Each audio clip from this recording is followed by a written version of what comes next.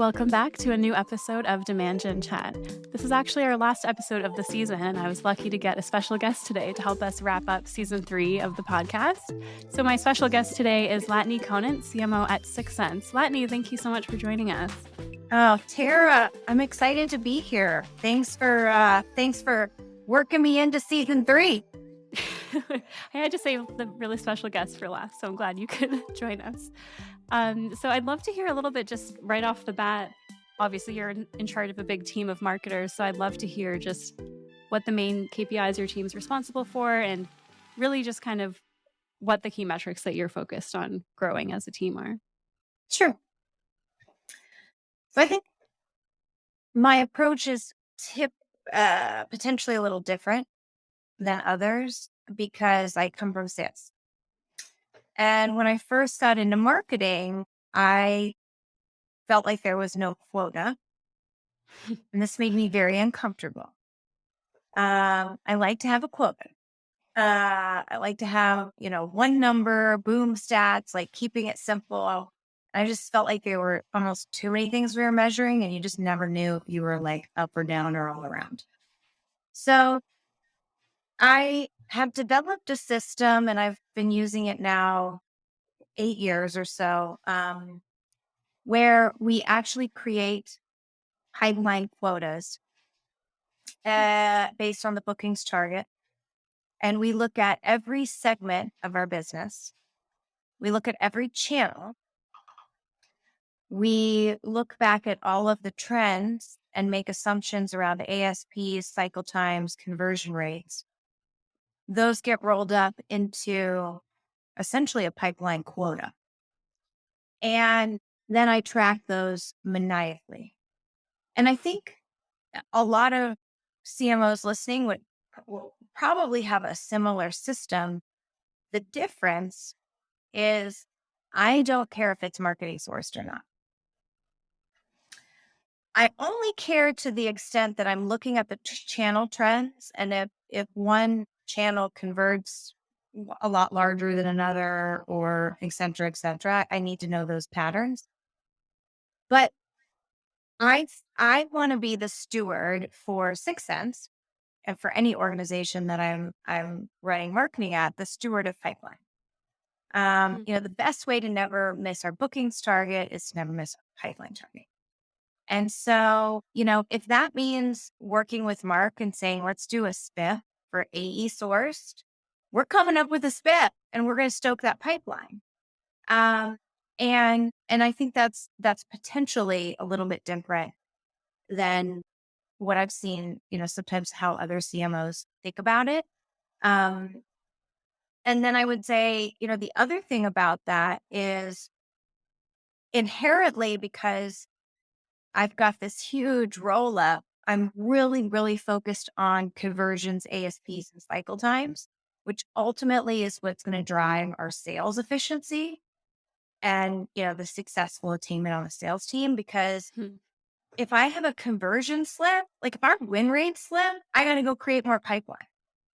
Right. So the easiest way to hit my pipeline goal is to make sure we're converting more or the dollars are bigger, so it kind of creates a nice balance of top of funnel versus conversions that I'm always looking at and making sure we're optimized. Yeah, I think you're right. That's definitely different than most marketers I've spoken to. At least a lot of us, and I know I've been in this boat, thankfully not now, but in the past where it was kind of a battle with sales over this was inbound source or outbound, and marketing's job kind of stopped at op creation. And we would just kind of let them worry about conversion down the funnel, which obviously doesn't work out very great when they have a rough month. It's kind of everybody's fault and can't really pinpoint where marketing can help if we haven't been involved up into that. Well, there's a bunch of challenges with that. First of all, only 3% of website visitors fill out a form. 3. So what about the other 97? And so a lot of times if you're just like exclusively inbound because it's highly attributable, right? It's the easiest one to quote unquote attribute. You might not be incented to go out and think about the other 97. and Mhm. how you maybe apply an outbound motion to get to them. The other fun fact I'll give you is we've done a lot of research on buying teams and buying signals. And so there's more broad research that you can access. But one of the things I do is every quarter I take all of our deals that we won and then I look at how many engaged contacts to win the deal. Hmm. And Q1, it was 6, Q2, it's 10. So that's a lot of contacts to engage to put on an AE in a deal cycle. And so I am always thinking about with Mark and our mutual teams, how do we help get the number of engaged contacts up? And actually, the earlier you do that in a cycle, the easier it is. So the longer Hmm. you work a deal, it's actually harder to multi-thread. Um, and so one of the things that we do is even if something comes inbound, our SLA is to go outbound as well and make sure that we pass 3 engaged contacts to Hmm. sales. So they start out, even from the beginning of the opportunity, we're starting with a minimum of 3 engaged contacts. And how do you define engaged contacts? Because I feel like that's a newer term that people are starting to use. So I'm curious, what does that mean to your team? That's like it's just looking on so the 6sense iframe, you can Mhm. actually see, engagement levels by key personas. And then you can take it down to the contact level, actually on the opportunity record. So we can see that they were coming to our website, they consumed content, they showed up to meetings, um, they were like present in the cycle. Mm, so you have like a threshold essentially of engagement Yes. for them to Yeah. pass. Yeah, Yeah. gotcha. Cool. And you mentioned channels as well. So I'm curious because that's another one that people can define differently. So when you say channels, are you thinking traditional marketing channels or are spiffs and outbound kind of considered channels in there as well? Yeah, so I mean, it's a big hairball, and so you just have to know it's a hairball, Hmm. um, and it's gonna be directionally right, but the way we channel it is channel, no pun intended, but partner, right? Hmm. So if it was, something an opportunity that I'm partner and we're all opportunities, so an opportunity partner brought us, and we have a whole partner team that's fabulous. Um, AE direct. Um, Outbound, so we have a BDR team Hmm. that does outbound, typical inbound, and then ABX. And it varies by segment what we expect. And what I mean by that is you get to our strategic segment, that's like 10,000 plus. That is not going to be an inbound motion. Hmm. It's going to be ABX, partner, outbound for the most part. I mean, maybe they get a lit right. And then you go down market, less than 500 employees and even less than 50 employees. And it's 100%, or 80%. So I think you also have to think about like what realistically, like how these type of accounts engage and buy and set your expectations around that. Hmm. And plan your resources and teams and stuff accordingly. Yeah, that makes a lot of sense. Obviously, everyone would love it if the big fish came inbound, but doesn't happen too often. So you often have to go get those on your list and hunt them down with that outbound Yeah, and a lot motion. of times what you'll see is like an outbound drives an inbound, so Right. those are the type of anomalies that you have to watch for, Hmm. and so actually at that segment level, we're more all bound, to be honest, Hmm. Yeah. because of that. Whereas at some of the lower tiers that have just significantly more volume, it's Hmm. obviously we separate inbound from out. Yeah. Cool. And does the way that you grew the marketing team match with that kind of, I don't want to say funnel because it's not really a funnel, but that the way that your accounts are set up? So having the ABX team go after large accounts, the inbound team focusing more small and mid market. Was that how you built out the team? No, but it does work out that way, like in Mm, their goals, right? And the way right. that we like, because we do that big buildup, right? Where we're looking at each segment and making Mhm. assumptions. It's a constant challenge. It's never going to be 100% right. But the way we operate is we have a brand and digital team, and Mhm. brand and digital sits together under a leader, and under that is the growth team. So that's Hmm. everything on the web. That's all of our advertising. That's our high value CPAs. We're actually experimenting with the PLG motion. Um, you know, but it also all the creatives and the content Wow. sit Mm. together on a team. And that's a big team. Then we have demand gen, ops and analytics. Hmm. And so that's a lot of like the guts of campaigns. That's a lot of like all the marketing systems, lean 6sense, lean data, sales loft. It's all the connectivity. Mhm. Um, Obviously all the reporting. It's even like Asana, like how we manage our tier one and tier two and who's doing what. Oh, So they're wow, kind of that's a under that ops team. yeah, so they're sort of a Cool. command center of technology and process Hmm. and reporting. Then, of course, we have our BDR team, which is another pretty big team, global BDRs, and that's under a leader. And then last, we have our ABX team. Hmm. And that includes all like typical field marketing and corporate events and things like that, as well as like ABX plays. Um, and I think that's where there's can be some like uh, well, that team has to work. They need resources from pretty much everyone, right? So it Mhm. all ends up kind of blending together. Um, but yeah, and then actually under PMM, we have customer marketing who is responsible for upsell pipeline. So a lot of um, a lot of functions responsible for moving the needle on pipeline. Mhm. Yeah, I think it's great when there's a straight line to I mean, at least for me, when I know my job gets this and you can kind of see Mhm, where the mhm. revenue is coming from. I think that's really satisfying to a lot of people, especially with your sales background. I could see why that would be appealing. Um, I'm curious because it's probably the one marketing role we don't have yet is anything in the ABM, ABX side of the house. So how did you know when it's time to scale that team? Is it there's just so many ideas for plays that we wanna get out the door that we can't get it all done? Is it our target account list is bigger? Well, I'm a big believer in running big, meaningful programs versus a bunch of little dippity doopity stuff. Hmm.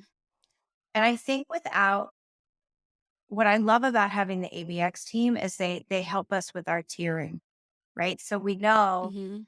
BDR Appreciation Week is coming up in February. It's going to be a huge lightning strike. And they make sure there's enough energy around those big lightning strikes. So it's Hmm. not just everyday dippity doppity doopity. Um, because things need a beginning and a middle and an end.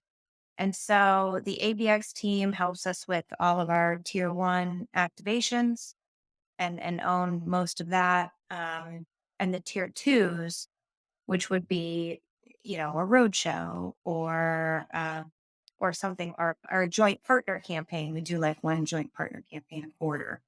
Mhm. Um, so just making sure that we have the right energy and lens around those and making sure that they're not just doing them to do them. They actually tie out to a segment. So when I think about Hmm. account based, it's like everything we do ties to some segment of account that's that we want to activate. So everything we do is ultimately to some degree account based. Because if you come to our Mhm. website, you're going to get a different campaign CTA experience based on the accounts that you're in. Um, So that's kind of like an underlying premise. And then I think the ABX team just helps us take the tier three campaigns and elevate them and bring them to the next level with, so it's a lot of brand, honestly. A lot of our brand comes to life in like our physical experiences the ABX team runs. Hmm. Yeah, I like it makes sense though to have that discipline to tie it back to a segment or a tier so you're not I like your point of just doing things to do them because I think especially now we have a lot of FOMO as marketers. We see people doing stuff on LinkedIn that looks fun or we see a campaign at a trade show that we think, "Oh, Yeah, we could do everyone that has too." 6 podcasts. Well, okay, Yeah. maybe we do need 1, maybe we don't. We Mhm. may not need 6. You know what I mean? Yeah, maybe start with 1 and see if you can get some Yeah, see how it traction goes. and Yeah. yeah, dip your toes in the water. On the note of just kinda growing up the team, I'm curious because obviously you've hired a ton of marketers now. What do you look for when you're bringing on a new marketer to the team? And then do you have any red flags that you look out for? So, there's a savviness that people need to have about just how to get stuff done. So it's they're curious about trying new things. They want to get the job done in the best Mhm, way possible. And they're open to trying new technology or approaches to go and do it. Um, and then there's the detail orientation. One of the things I talk about is like, that saying, don't sweat the small stuff. Well, if you want to mhm, come and work on this team, we sweat the small stuff. Because the difference between marketing and great marketing is the small stuff. mhm. So, that detail orientation and it is really important for me. I think that I'm not surprised to hear that just based on what you were saying earlier about just little campaigns to do them and get them out the door. I feel like teams that are doing that constantly have to be dropping the ball on some details just to get things done, right? So when you're Yeah. focused and yeah, detail oriented, it's just much better results. And especially when you have such a big brand team, it makes a lot of sense to be focused on that. Mhm. And then what do you not like to see through the hiring process? Is there anything that jumps out at you as a red flag? I really look for what I call the victim syndrome. Mhm. Um, so I'm trying to suss out, okay, well, why did you do that? And why did you leave here? And why did you go there? And if you start to hear a pattern of it was never my fault, it was always somebody else's fault. My boss was crazy, this, that, and the other. It's just a huge, it's a big, and usually it's not that blunt, but if you start to really dig, well, like, why did you Mhm. change and even people who are like often changing within a company, it's like you haven't had the same role for 6 months. So either you're like an amazing superstar, Just getting everything done. right? Or Mhm. nothing's ever good enough for you. And so I'm Mm. kind of like trying to look for that like victim syndrome. And then, this when I was preparing, all about me versus all about we. And some of like the aggressive posting on LinkedIn, like people that have time to like post everything they're doing all day. I'm like, how do you have time to do that? Like, how are you getting your work done? You Mhm. know? And so I just really sort of look at like, are they all about themselves or are they all about the company that they were at and what the team achieved? Mm. That's really important because no great marketing happens without a pretty large group of people needing to come Mhm. together and get it done. Yeah, that's a really good point. I had a previous boss, this was a few years ago, but she used to say that some marketers are really good at marketing themselves and others are good at marketing the company and the team that they work for, and you can usually tell the difference right away, especially like you said, when you follow people on LinkedIn, you get a good kinda glimpse of just what they think of their work and their team and what they're spending time on. Yeah. And I always ask, what would your teammates work? What would your peers say about you? What would your old boss say about you? And Mhm. then back channel, back channel, back channel, always. Mhm. Yeah, that's where it helps to have connections before before you're hiring so you can make those asks of people, right? I'm curious, you've been at 6sense, I think, over 4 years now. I'm sure it's changed a ton, but what comes to mind for you in just B2B marketing in general of things that are dramatically different from 4 years ago? It's interesting, like 4 years ago, a lot of what we were talking about was brand new, Mhm. with intent and web de-anonymization and um, predictive analytics. And, last year at our customer conference, one of the things I talked about was like, you gotta wanna to remain competitive.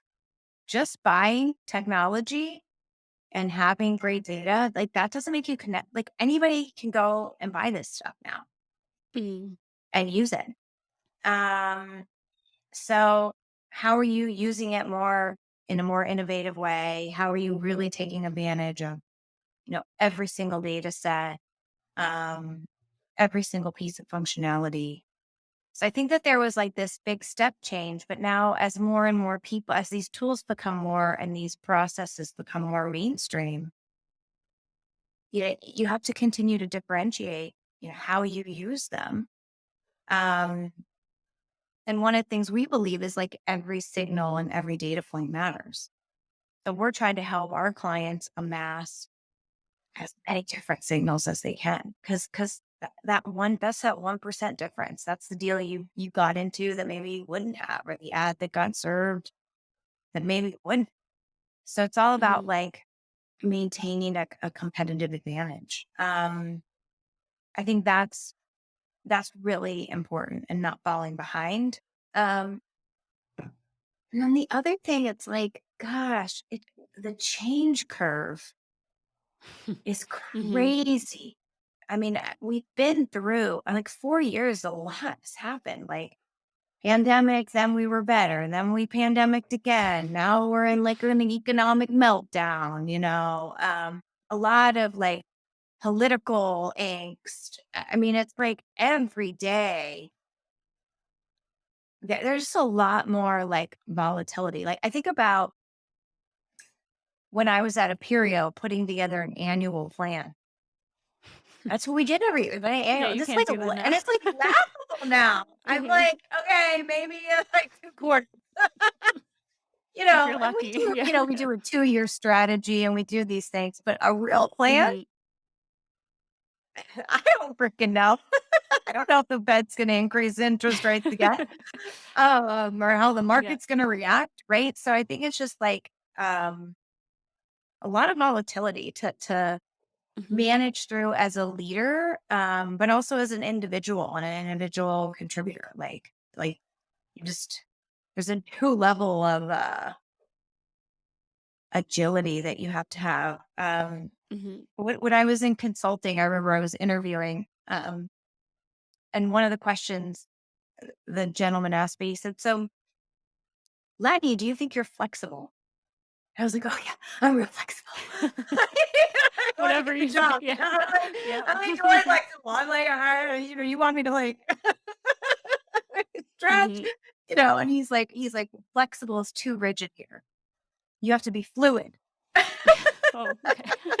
Trick It's question. kind of cheesy, and I'm like, okay, I'm fluid, but yeah, it was probably Mhm. my second job, and I just remember that. Oh yeah, flexible is rigid. You have to be fluid. That's so funny.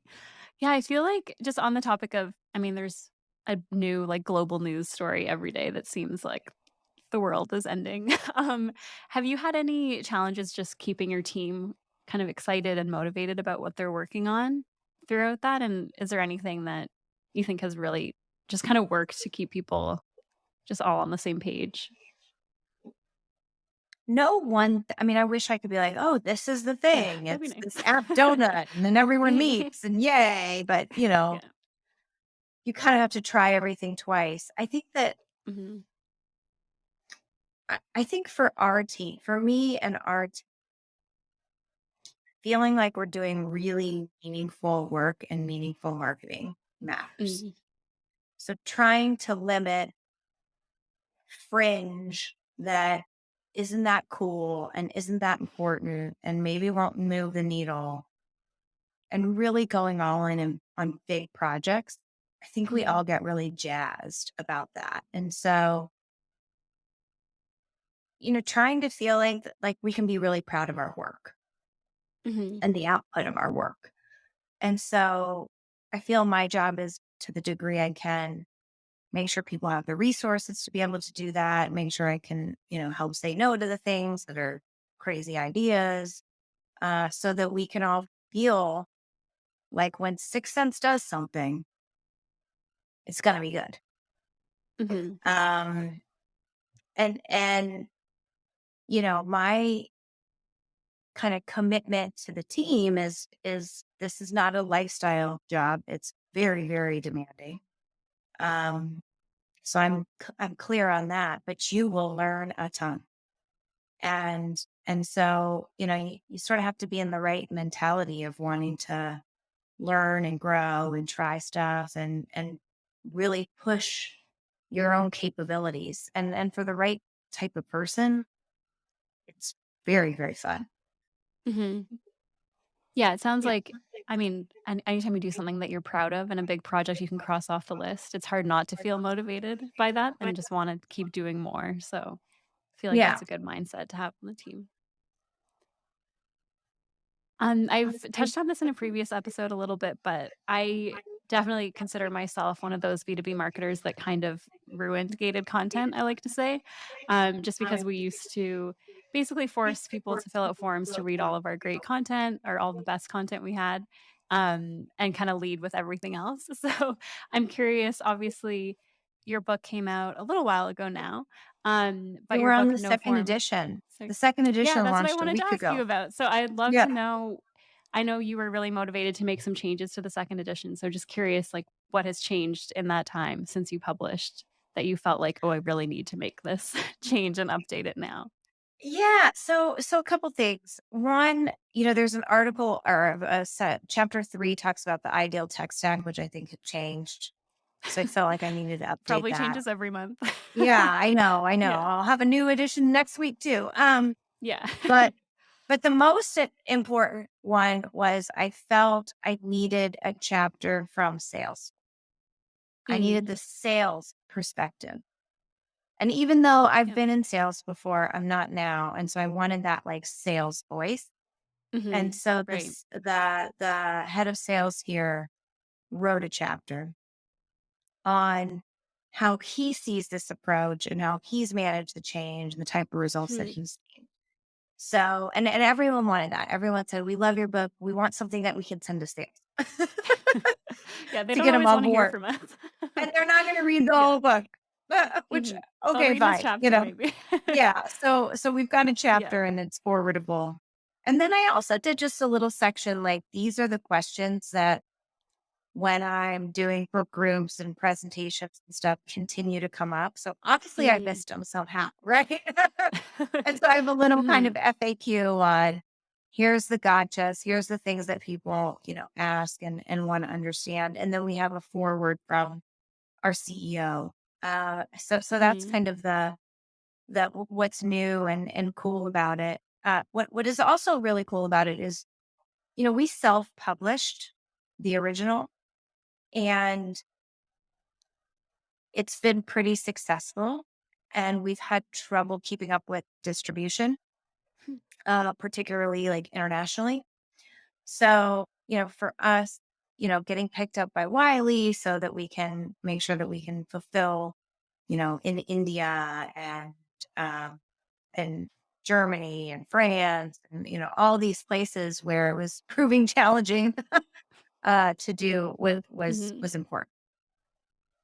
That's really cool. Yeah, it must feel good to not have to worry about all the logistics so much because I can imagine that was a lot internationally. Yeah. That's so Yeah. exciting, though. It It is. must It's feel fun. really good to have a second edition out. Yeah. I'd love to just kind of switching gears, I'd love to talk about just obviously, we touched on that it's a tough time economically, things are a little bit rocky, but what do you think are the biggest challenges for CMOs right now, whether it's, like, for their team internally hiring, or do you think it's more about hitting their targets and reaching their KPIs? So My title is actually Chief Market Officer, and I really advocate for marketers to think of themselves as market, market, market, Hmm. because we can get very focused on the ing, Mhm. which is Yeah. all the stuff that we do, and not be focused on what does this mean for our market? What's the impact we're having on the market? How are we shaping the market? And so, you know, obviously I talk to a lot of CMOs and we talk a lot about that and the CMO's voice and strategy and TAM analysis and working with sales on even things like territory design. And if the territories aren't designed in markets that you think you can market to and serve, that you're gonna have a major issue with Mhm. alignment, so we talk about those things. I talk a lot with CMOs. I think for demand gen though professionals, what does that mean for you? And I think thinking, okay, we're gonna do this campaign. What's the segment of accounts? Why this segment of accounts? Mhm. How does this segment of accounts convert? So like you can also have a market lens at all times. And we are in a challenging market, like newsflash. It is a challenging market. And so what does that mean? Well, there's things we can control and there's things we can't control. So can't Mhm. control Fed, but we can control who we choose as our market. And so, for us, really, really doubling down, what are the most winnable segments?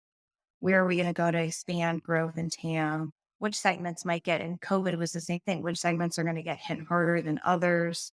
Mhm. Who's going to still be in a position to buy? So really thinking through that and dissecting that often to make sure that your sales and marketing machine is pointed at the most winnable accounts is really important. Mhm. And when And you then the say most second thing, winnable, can you touch on just what you mean by most winnable? Is it the best close rate, the biggest accounts, combination of a bunch of things? yeah, it's a combination, but you want to Mhm. ultimately look at, of course, ASP cycle times, win rates, but then you also want to look at retention Mhm. as well as NRR, right? Because, and so I shouldn't probably even call it that most winnable because you can go win an account and sell churn, and then you're really not doing Yeah, yourself not really winning or the anything. company a Yeah. lot of service. But yeah, it's saying like who's buying right now, like a lot of looking at velocities Mhm. and things like that. Because and I think it's particularly looking at like velocity and conversion because especially right now, um, there are companies that might not have 4 or 5 quarters to play it through. So Yeah. who is really and intent data is great. Who's in market? Who's still in market?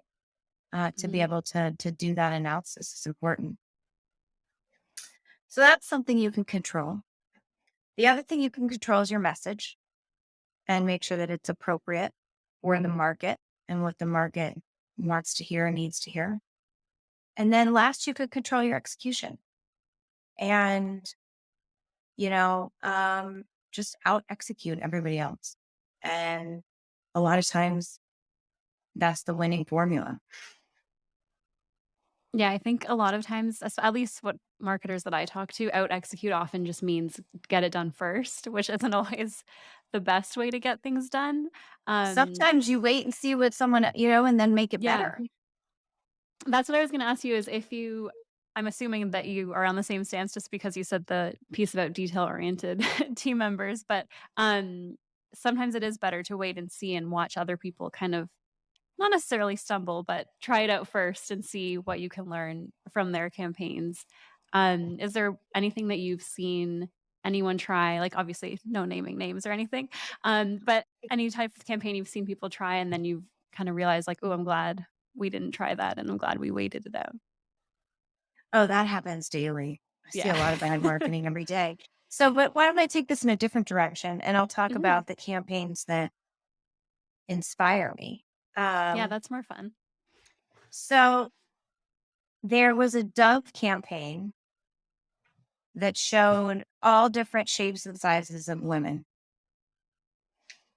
And that remains one of my favorite campaigns. And so it was emotional, it was inspiring. And at the time, no one, that it was brand new. I feel Everybody like I can used picture the models. exact one you're talking about. Yeah. You can see it in your mind. And Mhm. now it's not like a, It's not as but it was shocking. brand Yeah. new. And so I Mhm. would say I'm less maybe about read and see and more about take a couple big risks and go all in on them. Because that's Mm. what I think great marketing. So I love that. Um, Another thing that we do is we'll sort of look at what everyone in the space is doing, and then we'll say, well, let's do something totally different. Mm. So better marketing doesn't necessarily work, different works. So, we really try to see if we can do something that, maybe a different spin or different approach or bold. Um, Mhm. I really like how people are using derived data from their platform for thought Mm. leadership. Mhm. Um,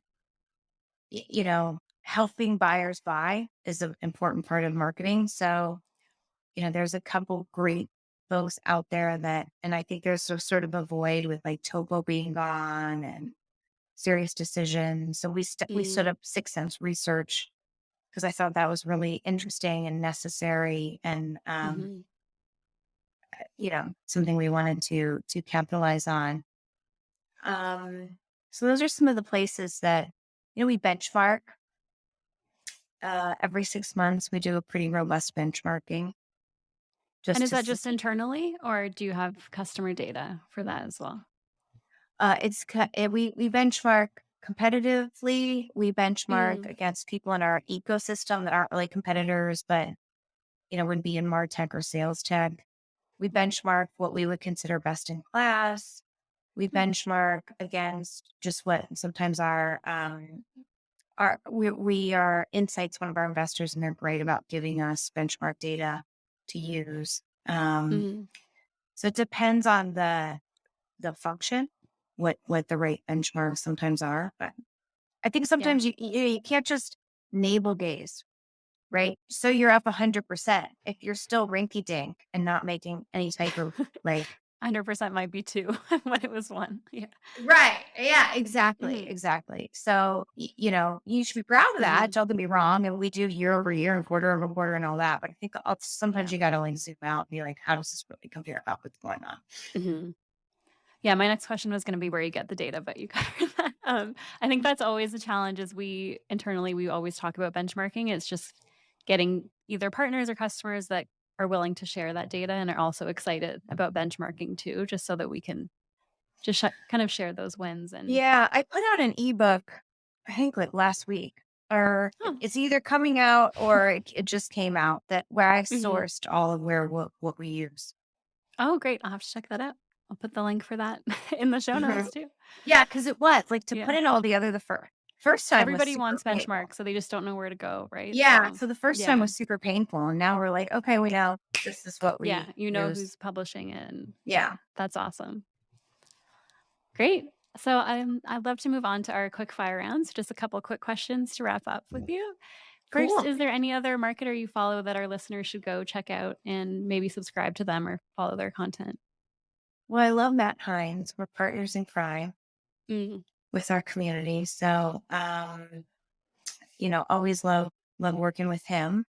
We recently put out a board book. So these are CMOs who are also board ready.